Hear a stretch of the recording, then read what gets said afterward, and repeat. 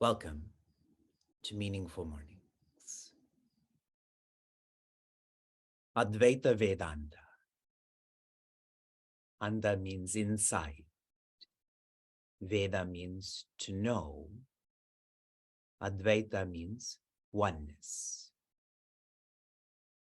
To know, inside of us, we are all one. Meaningful Mornings is a solid expression of us coming together. 756 days, 108 weeks, 30 months, 3 years. Yesterday, I'd asked all of you, challenged all of you to act on oneness and not to just speak about oneness. Acting on oneness, can you shift your resources from yourself to humans?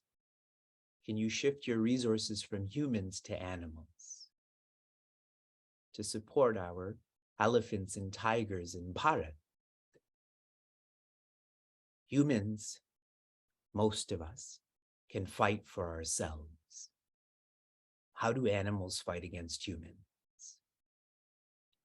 It requires those who are acting on Advaita Vedanta to fight for those animals against humans who fight against animals. This is how Bhagavad Gita's chapter 9, verse 9 comes to life. Not just in chanting or reading, but this becomes your lighthouse. In the first line, Dhananjaya, the one who stops collecting stuff for yourself and other humans. Asakta, that's the second line, the one who starts belonging, is not living for belongings, but rather is living for belonging to community, society, humanity. We are gathered not to intellectualize this song, but for us to feel this song. As we enter the final days of this semester, and whenever I use the word final, in my own mind, I reflect on finality, period. All of us could die today. There may not be no internet in September. And that may be something to laugh at, but you don't know for sure. It's not 100%. With this completion, I want to begin offering my gratitude, starting with Shankarji. Shankarji, be ready to speak now. I didn't email anyone in advance about to speak because I like training them in that way. My gratitude to Shankarji for making that which is inaccessible accessible. Who has an opportunity to study Sri Rudram like we do? That too with a meaning in English. And I know how much Shankarji appreciates this because the last time he probably immersed himself in this when he was living in an ashram. Now he's living in Pittsburgh. Those are very different contexts. Shankarji, any reflections from your time in our community? Hari Om, everyone. I cannot express how grateful I am to both Vivekji and to all of you for allowing me and giving me this opportunity to, dwell on the image of Bhagavan Shiva the first thing in the morning. And I try to do it naturally, normally, but it's not always consistent. So this responsibility has really forced that consistency upon me, and it's so amazing. It's such an amazing way to start my day, and for all of us to be together moving towards a common goal. So just the very ability to really imagine the form of Bhagwan Shiva every morning and to sing his glories is a blessing that cannot be expressed. It's amazing. That's very rare. Do we get that opportunity to engage in such consistent sadhana like that? So thank you to all of you, especially for allowing me to facilitate this, and special gratitude to Vivekji for having faith that I can do it some semblance of justice. There you go. Thank you. I have a lot of faith in Bhagwan Shiva that he'll teach through you. My faith is in him, not in you. Relatedly, though, maybe Bhagwan Shiva is functioning through Shankarji, and then Bhagavati Parvati would be functioning through Rupa. You all know that Rupa is pregnant right now, and I think every day about how lucky she is that she gets to listen to Sri Ruddam and Bhagavad Gita in a most intimate way. Rupa, we are all grateful for your technical skills and your personal skills, so please share your reflections. Hari Om Vivekji, Hari Om everyone.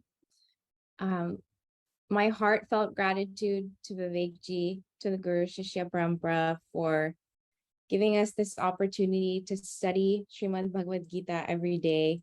I still remember, must have been 4 years ago, that we were on a yatra with Vivekji and Somyanti, who's also a member of our team, and I were begging Vivekji for the opportunity to one day study Srimad Bhagavad Gita one verse at a time. And I think to myself every day just how blessed and privileged and fortunate I and this whole community is for that opportunity that we're just receiving. So I've really been reflecting a lot on how Vivekji has shared that when we are passionate and our only desire or feeling is to go home and to be with Bhagwan Krishna, he will facilitate that opportunity for us in every which way, in every experience and in our lives, and show us the path to return to him. So I think that's been one of my greatest takeaways, and to be pregnant and to be able to, in whatever way, just be the instrument to facilitate that just by being here for that child. I'm really so very blessed and grateful. So thank you. Hari Om. Right on, Rupa. People are sharing in the chat that you're more important to meaningful mornings than me, which I appreciate. It's a great message of humility for me. I also express my gratitude to Ragini from Chicago, because she tends to, what happens through Instagram, she supports Rupa. Everything we read in terms of how we practice is also facilitated by Ragini. So my appreciation to you, Ragini. We'll try to listen to you tomorrow for the sake of continuing our flow. Your application, I'm telling you in advance, for today on the theme of completion and appreciation. I want you to offer your thanks to Sri Krishna for finding you. Sri Krishna has found you. That's why every day he speaks to you. Offer your thanks for him finding you. And if that is not moving you, then think how it feels to be lost, physically, mentally, And then if you know how it feels to be found, how thankful you are. I see that with my children when they're in a space where they can't see us. And then I'll say, Shuk, I'm over here, or I'll go and pat Vyas on the back. Sometimes they'll say thanks. Sometimes they'll just smile and continue on with their happiness. So that is your application. Offer your thanks for him finding you.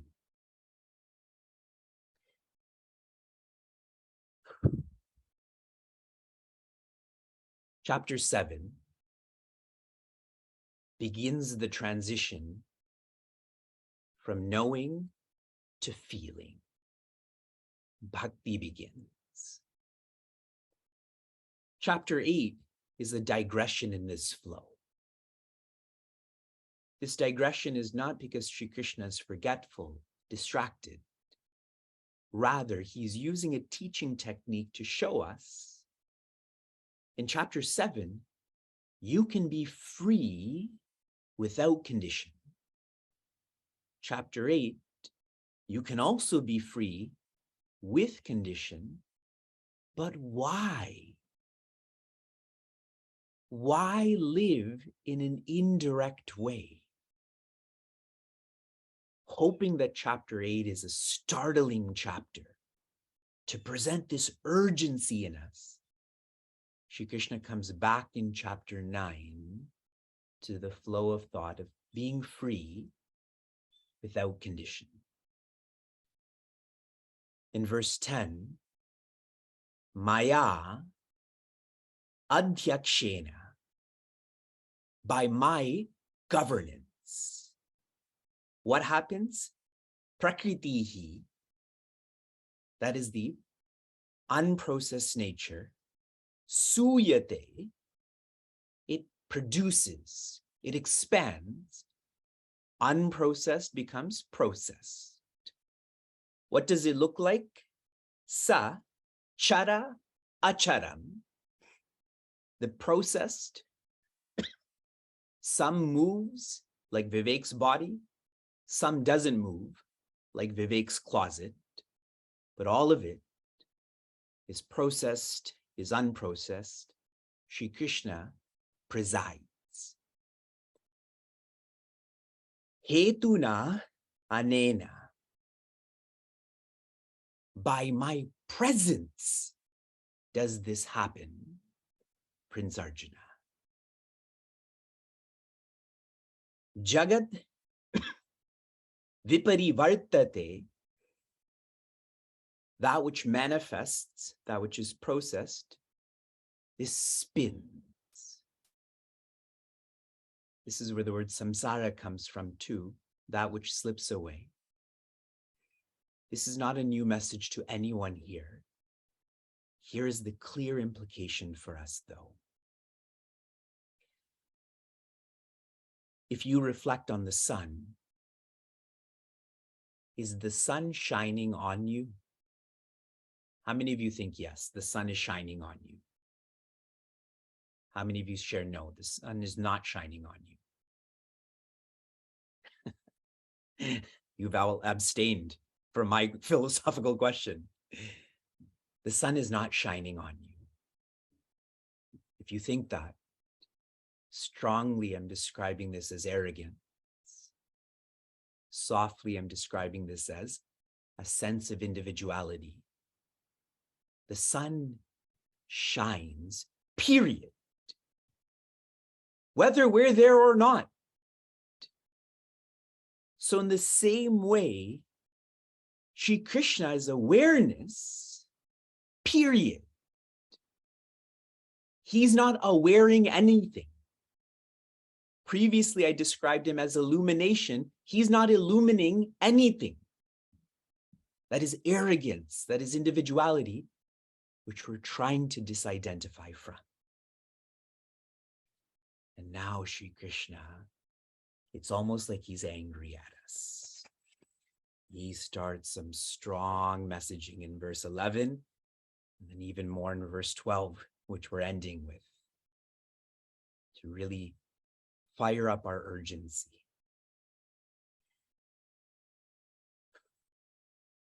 Avajananti mam mudhaha manushim tanumashritam param bhavam ajanantaha mama bhutam maheshwaram. Avajananti does not know. Mam, me. Who? Mudhaha, those who are foolish. Earlier, I've described those who are foolish as moody, but sharing this in a different way. Those who are so stuck in their own heads can never think high or deep. Their whole world revolves around their own heads, yes? Manushim, a human. Tanum ashritam, that I am living in as a human.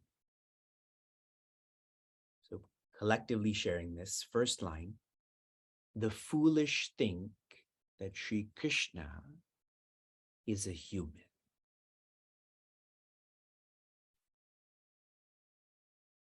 He's sharing this in reference to chapter 8. Chapter 8 of Bhagavad Gita is about Saguna. That is Sri Krishna with limits.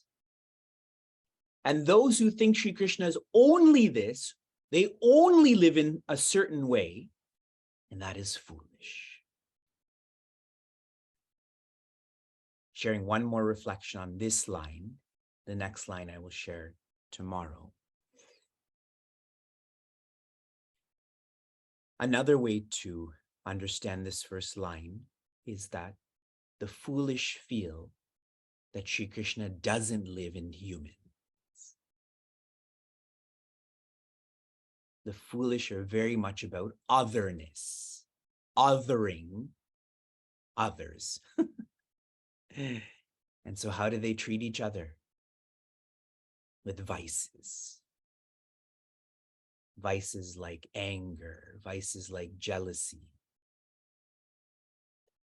In Boston, I was recently sharing a way to start to feel that Sri Krishna lives in others.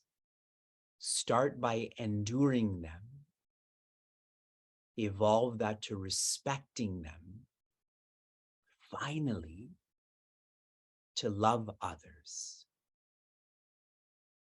There's much more to share about this verse and next verse. Please strengthen yourself for what Sri Krishna is sharing in this verse. And tomorrow, as we complete half of Bhagavad Gita on Sri Krishna's birthday. From inspiration to application, I've already described your application. Shanti, Shanti, Shantihi. Be safe, be sound, be serene, be joy.